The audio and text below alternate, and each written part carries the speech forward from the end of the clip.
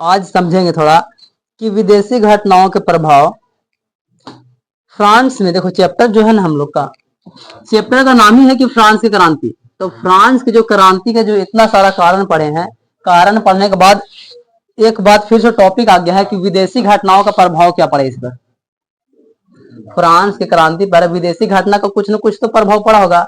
विदेशी कुछ न कुछ घटना घटा, चाहे जो भी हो, चाहे तो आक्रमण कर दिया जाए या कुछ भी किया जाए, तो विदेशी घटना का प्रभाव कुछ न कुछ तो देखने को मिला ही होगा। तो उसमें दो गो है जो कि विदेशी घटना का जो प्रभाव है वो दो है। पहला है इंग्लैंड के गौरवपूर्व क्रांति और दूसरा है अमेरिका स्वतंत्रता संग्राम। अब ये दोनों से फ्रांस क्या सीखा, इसमें क्या बदलाव हुआ, इन सबको थोड़ा थोड़ा समझ लेते हैं पहले इस सब के बारे में। नीचे जो बदलाव हुआ है वो यहाँ से लिखा हुआ है और ये दोनों के बारे में लिखा हुआ है, इंग्लैंड के बारे में और अमेरिका के बारे में। तो इंग्लैंड की गौरवपूर्ण क्रांति आखिर हुआ कैसे था?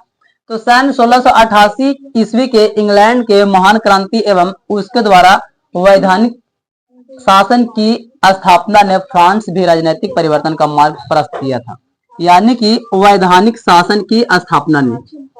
अब देखो इसको थोड़ा समझोगे कि वैधानिक शासन मतलब क्या है। हम लोग कोई भी चीज में बोलता है ना कि विधि विधान से चलना चाहिए, तो कोई भी वहां चीज का जो शासन का व्यवस्था होगा वो होगा वैधानिक, कि जो परंपरा से चलते आ रहा है पहले वैसा चलना चाहिए। तो उससे क्या होगा कि कुछ बेहतर हो सकता है। तो वैधानिक शासन स्थापना ने फ्रांस को भी एक राजनीतिक परिवर्तन का मार्ग प्रशस्त किया, एक राजनीतिक परिवर्तन का मार्ग दिखाया, नजर आया। उससे भी क्या हुआ है कि यहाँ पर इंग्लैंड का गौरवपूर्ण क्रांति हुआ था। याद रखना है कि कब हुआ था, तो 1688 ईस्वी में इंग्लैंड का जो गौरवपूर्व क्रांति हुआ था वो 1688 ईस्वी में हुआ था और ये इंग्लैंड का एक महान क्रांति के रूप में जाना जाता है। अमेरिका का स्वतंत्रता संग्राम, इस पर एक चैप्टर ही है जो कि तुम लोग का पिछले ही पढ़ाई हो गया ना, दूसरा चैप्टर में था अमेरिका का स्वतंत्रता संग्राम। मतलब इसके बारे में सब डिटेल्स पहले ही हो गया, तो बस थोड़ा सा बात इसमें आ गया है। अमेरिका के स्वतंत्रता संग्राम में लफायते के नेतृत्व में फ्रांसीसी सेना ने इंग्लैंड के विरुद्ध भाग लिया था। यहाँ पर इनको याद रखना, ठीक है ना। लफायते ये कोई व्यक्ति का नाम होगा। लफायते के नेतृत्व में यानी कि लफायते के अंतर्गत में आता था और फ्रांसीसी सेना ने इंग्लैंड के विरुद्ध में भाग लिया था। इंग्लैंड के फ्रांस की सेना इंग्लैंड के विरोधी था, इंग्लैंड के विरोधी में ये लोग भाग लिया था, जिससे वहां का गणतांत्रिक शासन की स्थापना हुई। और उसी के वजह से यानी कि यहाँ पर जो इंग्लैंड के विरुद्ध में भाग लिया था उसी की वजह से यहाँ पे गणतांत्रिक शासन व्यवस्था का स्थापना हुआ था। गणतांत्रिक मतलब सीधा सा बात है, गणतंत्र कोई भी देश होता है तो मतलब उसका अपना संविधान होगा, अपना कानून होगा, सब कुछ होगा और उसी के मर्जी से उन लोग चलेगा। वो एक गणतंत्र देश हो गया। तो ये क्या हुआ, गणतांत्रिक शासन व्यवस्था यहाँ पर फिर शुरू हो गया था जब फ्रांसीसी सेना इंग्लैंड के विरुद्ध में भाग लिया था। तब ये वाला बात याद रखना है, किसके विरुद्ध में भाग लिया था? इंग्लैंड के विरुद्ध में भाग लिया था। फ्रांसीसी सेना ने इंग्लैंड के विरुद्ध में भाग लिया था, उसी के वजह से गणतांत्रिक शासन व्यवस्था शुरू हुआ था। ठीक है। अब ये दोनों को देखने के बाद फिर फ्रांस में क्या क्या नजर आया था, तो फ्रांस की जनता के लिए यह प्रेरणा स्रोत रहा।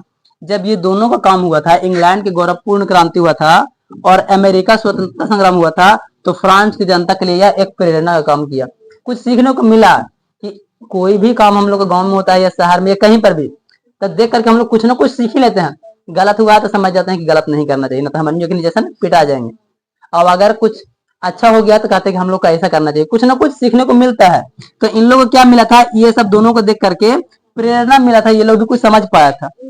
इसमें अत्यधिक धन व्यय ने फ्रांस की आर्थिक स्थिति को इतना दयनीय बना दिया कि उसे संभालना देश के लिए असंभव बन गया था। कहने का मतलब सीधा सा बात है, जब इतना सारा परिवर्तन हुआ है तो वहां बहुत ज्यादा खर्चा हुआ, पैसा बहुत ज्यादा खर्च हुआ। इतना खर्च हुआ नहीं कि समझ में नहीं आने लगा कि पूरा आर्थिक एकदम अस्त व्यस्त हो गया। कुछ न समझ में आ नहीं आ कुछ समझ में नहीं आ रहा था कि कैसे इसको ठीक करें। फिर क्या हुआ था, अंत में यह फ्रांस की क्रांति का एक तत्कालिक कारण बन गया था। यानी कि यहाँ से नॉर्मल से एक बार फिर से यहाँ क्वेश्चन निकला है कि तत्कालिक कारण फ्रांस में है, अंत में या फ्रांस की, हाँ, फ्रांस की क्रांति का सबसे तत्कालिक कारण क्या था? बहुत सारा कारण था जो कि हम लोग पहले ही पढ़ चुके हैं, सामाजिक कारण, बौद्धिक कारण और भी तरह तरह का आर्थिक कारण। लेकिन जो सबसे जल्दी आ गया था, सबसे तत्काल में आया था, वो था फ्रांस के लिए आर्थिक कारण का। अत्यधिक धन व्यय होने के कारण आर्थिक स्थिति, आर्थिक स्थिति यानी कि व्यय इतना ही धन हुआ, इतना पैसा खर्चा हो गया ना कि उन लोग एकदम तुरंत ही बदलाव आ गया, तत्कालिक कारण तुरंत देखने को मिल गया था। तो पॉइंट इसको नोट रखोगे कि आर्थिक कारण सबसे बड़ा कारण था वहां का, जो कि तुरंत बदलाव आ गया था, और उसके वजह से तुरंत उन लोग को फिर नजर आया कि हम लोग कुछ ज्यादा ही पीछे नहीं जा रहे हैं, कुछ नजर आने लगा कि हाँ ये ज्यादा हो रहा है भैया, बदलाव तुरंत तुरंत हो रहा है, इतना नहीं होना चाहिए। अगर किसी के पास संपत्ति है वो गरीब हो जाए अचानक से, कितना बड़ा बदलाव आ गया। एक माल में रहता है तुरंत रोड पर आ जाए, झोपड़ी में, बहुत बड़ा बदलाव है। तो यहाँ पर कहीं ना कहीं जो बदलाव हुआ था तो तत्कालिक कारण था, वो आर्थिक स्थिति को दयनीय बना देते, एकदम कमजोर कर दिया था, जिसकी वजह से ये बदलाव देखने को मिला था। ठीक, इसके बाद में है क्रांति का घटनाक्रम, यानी कि क्रांति हुआ था तो वहां का घटनाक्रम कैसे रहा। कहीं पर भी क्रांति होता तो कुछ ना कुछ घटना घटता है, तो क्रम वाइज क्रम कि पहला कौन काम हुआ, दूसरा कौन काम हुआ, जिसकी वजह से वहां परिवर्तन आया। इसके बारे में अगला क्लास में देखेंगे, क्योंकि इसमें टॉपिक